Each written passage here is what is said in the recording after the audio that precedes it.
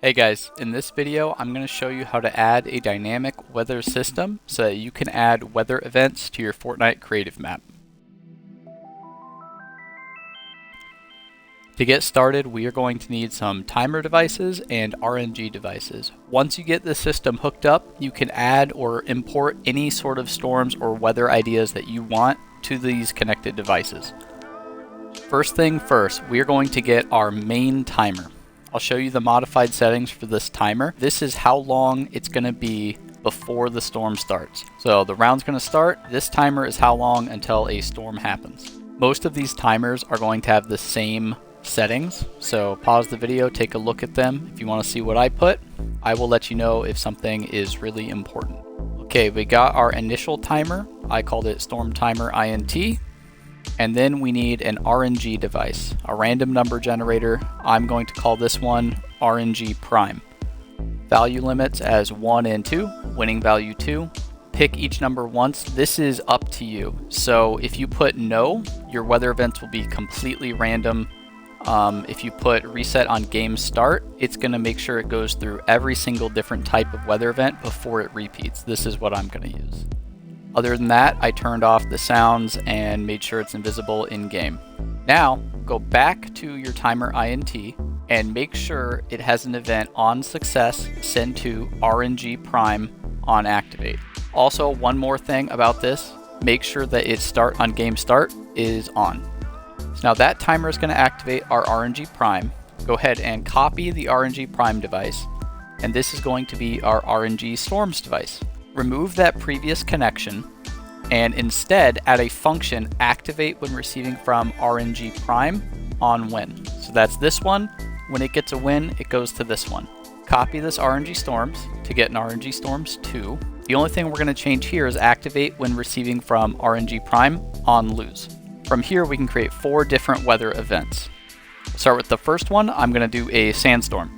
I renamed this device Timer Storm Sand. Modified settings for this one is we do want to have a running text. For the timer running text, I put Sandstorm incoming. Have this one start when receiving from RNG Storms on when. Copy this timer, and this is going to be our completion event for that storm. So I renamed it Timer Comp Sand. This timer is how long the storm is going to last. The previous timer comes up when the storm's about to start. It's like, hey, warning, like sandstorm incoming. This timer is going to go for the entire time that the storm is going on. You can take a look at these settings if you'd like. I have it on reset. Running timer is sandstorm ends in, and I have it at 90 seconds. Make sure this one starts when the previous timer is successful. So timer storm sand on success. Now we're going to start the next storm. So timer storm, we're going to have it be a rainstorm. What's different about this one is that it's going to start on the RNG storms on lose. So the previous one is on win. This one is going to be on lose. Other than that, these settings are all the same, except the running text is rainstorm incoming. Just like before, copy that. We're going to have a timer completion for the rain. Start when timer storm rain on success. We're going to do the whole thing a couple more times. We're going to do a Firestorm, start on RNG Storms 2 on win. So this one's attached to this one and this one. Get your timer completion event, start when receiving from Timer Storm Fire on success. We'll get our 4th and final storm. I'm going to do an Ion Storm, start when receiving from RNG Storms 2 on lose. Make sure we get all of our running text correct. This is going to be Ion Storm incoming. And then, of course, we have our timer completion for the Ion Storms. Start when receiving from Timer Storm Ion on success. The last step here, we need to connect all 4 of the comp timers to a anti-storm or a storm reset timer. Copy that timer from before, drag it on over, remove any events that were connected to it. What we're going to do, start when receiving from timer completion, sand, rain, fire, and ion. And then on success, send event to our initial storm timer, which is over there. This timer represents the time between storms.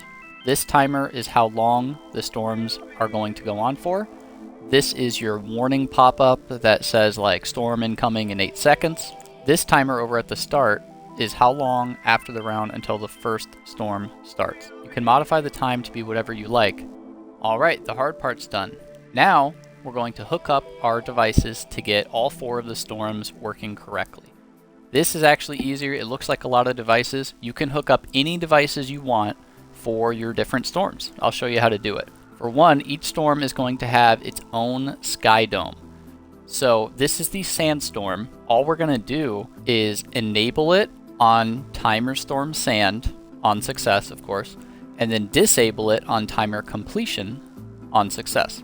Other than that, make sure this is enabled during phase is set to none, and then you set up this sky dome however you want. These are the settings that I have to make it look dusty. If you want to test how the device is going to look real quick, switch the enable during phase to all, and then use volume to yes, and you can kind of see what it's going to look like in game. Make sure you switch those testing settings back.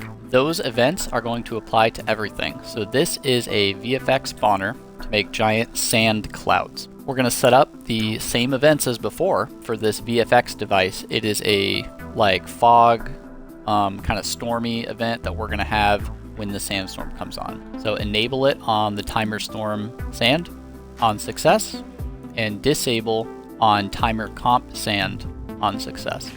Let's do the Rainstorm, the next simplest one. A rain spawner. So I have this device set up to create, rain. You can enable it real quick to see what it's going to look like. It's going to look like raindrops coming from the sky. Perfect. Again, this is the VFX spawner device. Make sure you turn that testing setting back off. And then after it's enabled, the game start is off. Enable it on Timer Storm Rain on success, and disable it on Timer Comp Rain on success. Same thing for the Sky Dome. Make sure it's enabled on Timer Storm Rain and disabled on Timer Comp Rain. And set it up for the atmosphere that you want to come over your map when it's rain time. I'll let you take a look at the different settings that I have for the rain. You can customize these to whatever you want. You can create your own color scheme, your own gradient, or anything to go with the rain. Last thing for the rain, grab a radio device, same as before.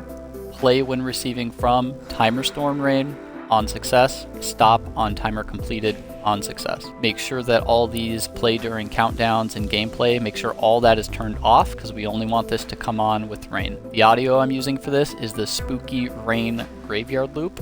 Here's a look at all of my settings if you were curious for how to set up a rain sound. Now I'm going to do a little bit more complicated one for the Ion Storm. I'm going to do the Sky Dome first for the Ion Storm. Enable Timer Storm Ion Success. Disable Timer Completion Ion Storm Success. Here's a look at my settings. This is a very green storm with, it's going to have lightning in the background, and it's going to give players a damage boost. For the VFX spawner for the Ion Storm, I have it as lightning. Make sure enabled on phase set to none. Course. Also make sure clear particles on deactivate is set to on. That is the default, but that's important. Enable when receiving from Timer Storm Ion on success. Disable Timer Completed Ion success. Then let's grab a post-process device for the Ion Storm specifically. Enable for all Timer Storm Ion on success. Disable for all Timer Comp Ion success. Here's a look at my modified settings. I have it set to dark and with a strength and blend-in strength of 0.3. We're going to set up a damage modifier power-up and a mutator zone. For the damage amplifier for the Ion Storm, here are the modified settings. Infinite duration, yes. Respawn, turn off the ambient audio, and apply to all players. Before we do those events, let's grab a mutator zone. So a mutator zone catch-all for the Ion Storm. Disable when receiving from Timer Comp Ion. Enable when receiving from Timer Storm Ion on success. Disable on Timer Comp Ion success. Here's a look at the modified settings for the mutator zone. Enabled on phase none. Allow weapon fire yes. And I have allow map marker off. Enable VFX also disabled. Let's go back up to our damage amplifier and do the functions and events. Pick up when receiving from Timer Storm Ion on success, and mutator zone catch-all on player entering zone. Clear when receiving from Timer Comp Ion success, and the mutator zone below it on player exiting. We're going to end up stretching this mutator zone across the entire map, but we'll get to that. Okay, that's it for Ion Storm. Last part, the Firestorm. This is the most advanced one. Make make sure to pause if you need to take a look at these settings. I'm grabbing a VFX spawner for the fire. Visual effect is embers. The sound that plays is burn. Make sure enabled on phase is none. Enable when receiving from timer storm fire on success. Disable timer comp fire on success. Put down a sky dome for your fire event. Here's a look at my settings. Make sure enable during phase is set to none, and then you can take a look at the rest of these if you want.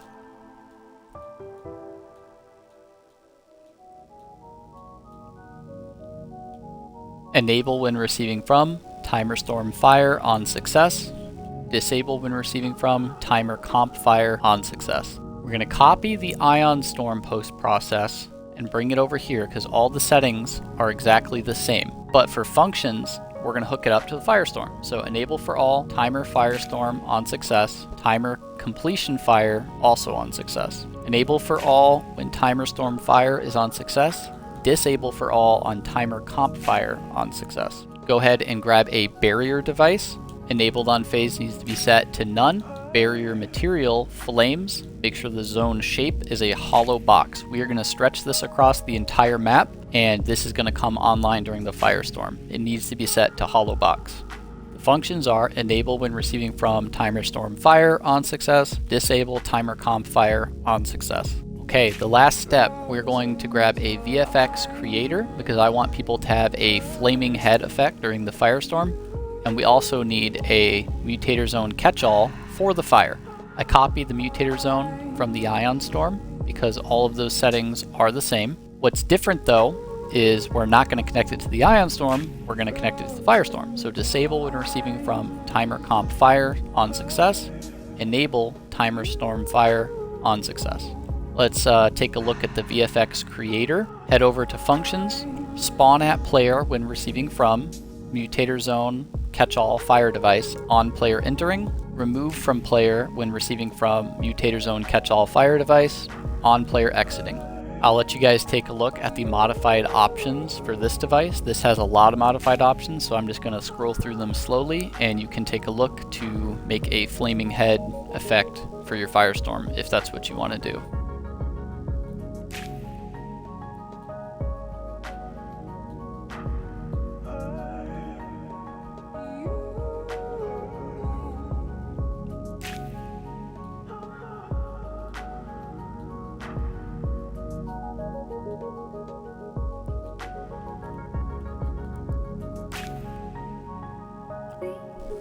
These settings at the bottom are super important if you want to have a flaming head. Stick to player yes, spawn on player body part head, and keep effects on respawn no. Alright, I'm going to multi-select all these different parts, and then I'm going to add them to my hotbar and drag them over and show you how it's going to work in a real map.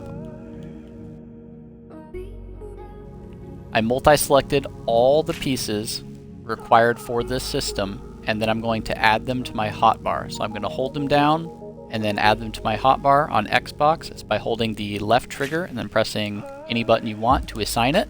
And then I go back to hub. Okay, I load up the map that I want to bring the system to, and I go in. This is a map I've recently finished, and we're going to add this weather system to the map. I'm going to put our copy devices down. Next thing we do is we grab our assets and we're going to copy and paste them around. You don't need to do this with the post-process device, the damage amplifier, the radio, and the skyboxes, but you do with the VFX elements. So these are the lightning spots. I'm going to grab them and place them around where I think a good spot for them would be.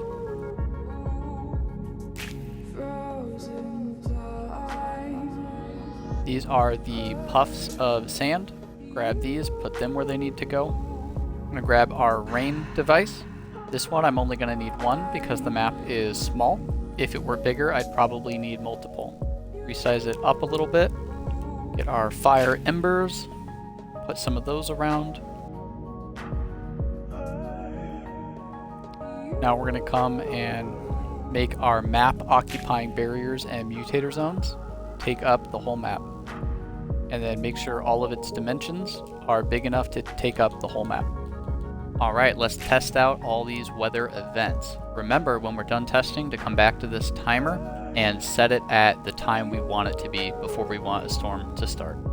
If you guys have any questions, let me know in the comments and I'll try to answer them. Remember to like and subscribe to this channel for more content like this.